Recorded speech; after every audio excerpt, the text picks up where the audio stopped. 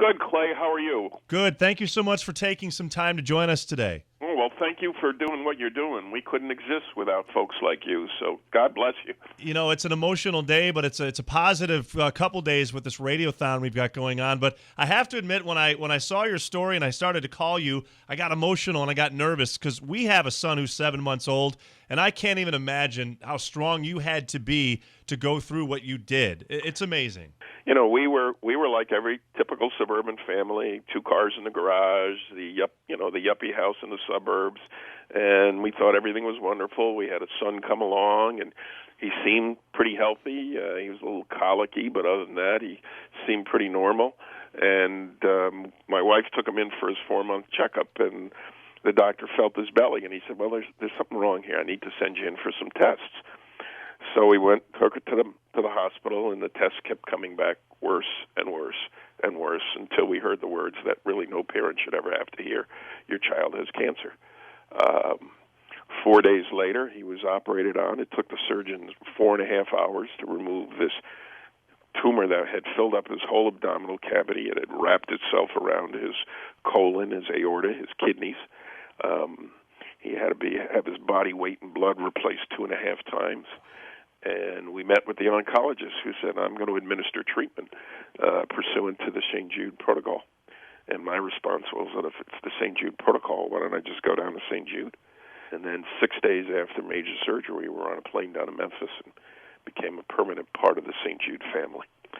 And that 4-month-old baby last week became the proud father of my second grandchild, a little baby boy. Oh, Paul, I give you a lot of credit for having the strength to say, hey, look, we have to do the right thing and get our son to St. Jude right away. And that was the right decision. I would have taken my child to Nepal if it meant giving him a better chance at living. And, you know, being the face of St. Jude in a small community like Albany, I get the phone calls all the time. And I tell the parents quite simply, look, you should try to take your child to St. Jude. If it was my son, I would, because it was my son, and I did. And I've been one of the great blessings I've had is serving on the board for 23 years and getting these calls. I've been able to be a part of the lives of some very special kids who, quite frankly, had they not gone down to St. Jude, wouldn't be with us today. And I don't mean to criticize, because they just don't see the amount of kids that we see. They don't have the experts that we have to treat these kids.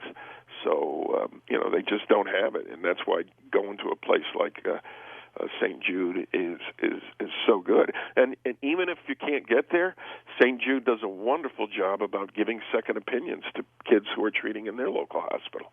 So you've been on the board, you've had a son, you've personally experienced going through St. Jude. These radiothons that we do, like the one we're doing this week, they really help, right? The money that we raise actually does help advance the hospital. Well, 75% of our budget comes from events just like your event. So we couldn't exist without your radiothon, and we have to start that year in, year out. There's no continuation.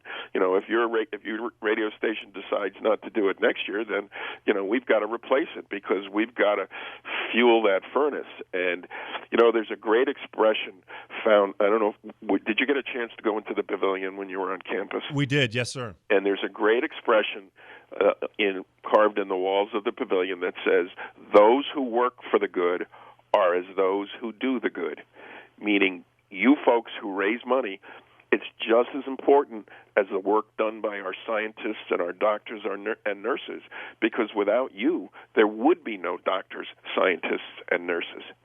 The parents pay zero, nothing. Not a thing. Not for transportation, not for housing, not for food, not for treatment, not for anything.